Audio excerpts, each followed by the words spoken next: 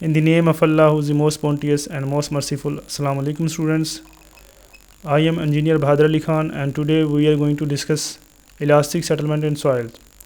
We will discuss different methods to compute the elastic settlement in the soil. Here we will discuss the three methods: Jambu and Bejjerum Method, Schmertmann's method, Timoshinko and Goodier method. So first of all, we will see some definitions. What is settlement? Settlement is the vertical downward deformation of the soil resulting from the load.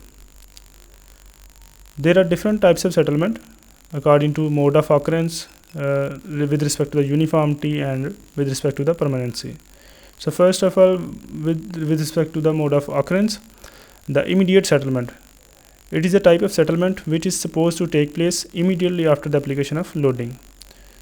And the primary consolidation settlement is due to the expulsion of pore water from voids, and it is time dependent and long term settlement. After that, secondary consolidation settlement takes place after the primary consolidation settlement. In this, the constant effective stress, the settlement occurs only due to the rearrangement of particles.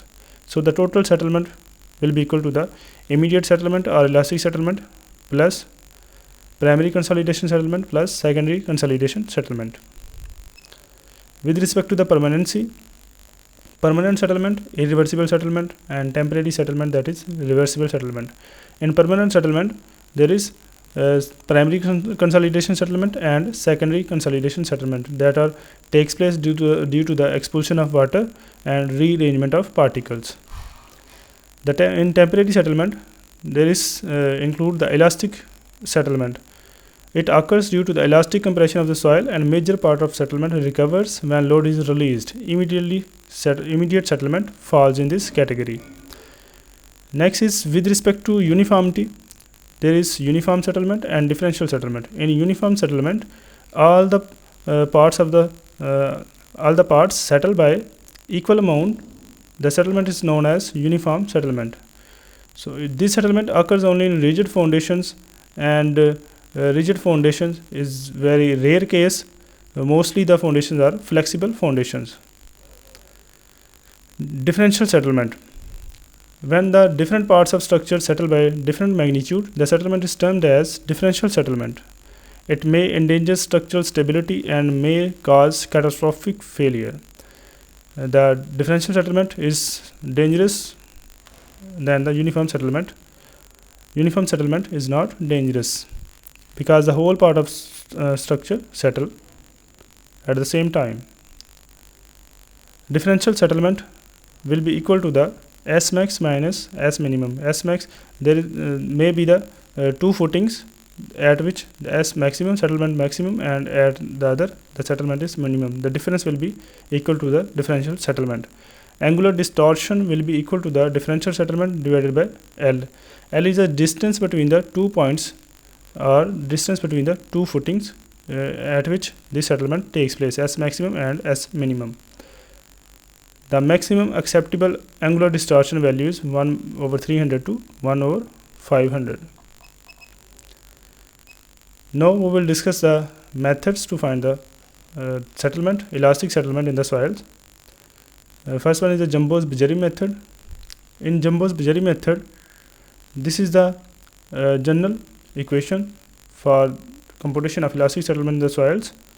Jambu and Bejjerum has modified this for Poisson ratio U is equal to 0.5, and they added the factors I1 and I2 for IF, and this is the equation to find the immediate elastic settlement in the soils by Jambu and Bejjerum method at Poisson ratio equal to the 0.5. Delta I equal to Q net B over ES into I1 I2. Here delta I is the elastic settlement or immediate settlement. Qn is the net footing pressure. Remember that this is net footing pressure.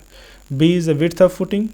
ES is the elastic modulus of soil, and I1 and I2 are influence factors that we can determine from the figures. For clays, E equal to the 300 to 500 SU. SU is the undrained shear strength of the soil that can be determined by the unconfined compression strength. Here are the figures for factors I1 and I2. You can determine I1 and I2 from this. You can see here I1 is the function of the ratio of depth over breadth, and I2 is a function of the ZH over B. That is, ZH is the total height from the base of the footing to the hard stratum. ZH is the height from the base of the footing to the hard stratum. And you can see I2 is the function of ZH over B, L over B. Okay. Now we will solve one example related to this, and you will be clear about this. You can see here, this is assignment problem. A foundation 3 by 2 meter carrying a net uniform pressure of 230 kN per meter square is located at a depth of 2 meter in a layer of clay 6 meter thick, for which the value of EU is 47 meganewton per meter square. The layer is underlain by a second layer 9 meter thick, for which the value of EU is 84 meganewton per meter square. A hard stratum lies below the second layer. Groundwater table is at the depth of foundation. Determine the average immediate settlement under the foundation. This is a simple question. Now we have studied only the Jambu and Bejjerum method, that is mainly for the clay soils. So in this question he has given us the footing size and EU values, and the net uniform pressure he has given to us, and the depth of footing is 2 meter. I use this data and draw this figure. You can see here this figure. He has given us the footing, and this is the Q net that he given to us. I denote it here by delta sigma, that is 230 kN per meter square. The depth of footing is 2 meter, that is mentioned here, and he says that there are two layers of clay. One is a 4 meter height, and second layer is of 9 meter height. So first layer is from 0 to 4, and second layer is from 4 to 13. And from 0 to 4, the value of EU in meganewton per meter square is 47, and for second layer, that is 9 meter depth, 4 to 13 is the value of EU is 84 meganewton per meter square. So this is all the data that he has given to us. So now how we will find the elastic settlement in the soil. So let's see. The foundation size he has given to us, that is 3 by 2 meter.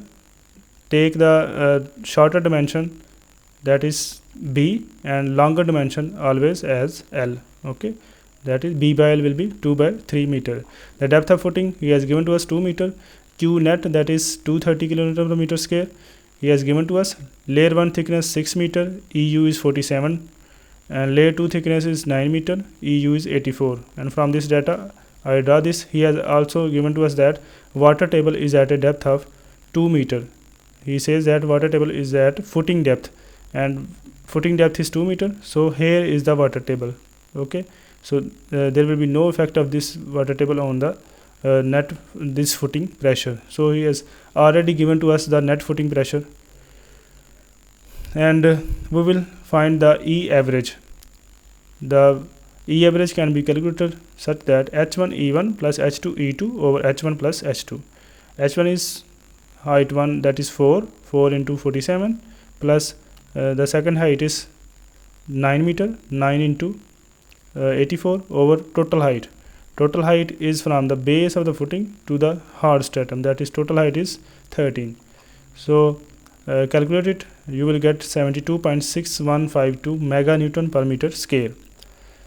So now for calculating the I1 and I2, we need the ratios L over B, H over B, D over B. So we will find that H is 13 from the base of the footing to the hard stratum, 0 to 13, that is 13. L is equal to 3, that he has given to us the footing size B by L, that is 2 by 3. The greater dimension is length. So L is 3, B is 2, breadth is also given to us B by L, breadth is equal to 2, and depth is equal to 2. You can see here depth of footing is 2. Now we will find the ratios L over B, H over B, and D over B, and from that we will find the values of I1 and I2. I1 is 0.95 and I2 is 0.7. First we will find the I1. I1 is a function of D over B. D over B is equal to 1, So from figure d over b is equal to 1. You can see here, you can approximate your value from here. At d by b 0, the I1 will be 1, and at d by b equal to 1, approximately here you will get the value 0.95. So I use 0.95, and for I2 is a function of h by b and L by b. So we can get it also from the figure.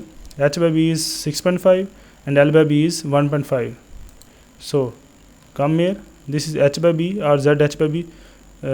Here h by b is 6.5 and L by b is 1.5 in our case. You can see here 6.5. Where will be the 6.5? 1, 2, 3, 4, 5, 6. 6.5 will be here, and approximately here.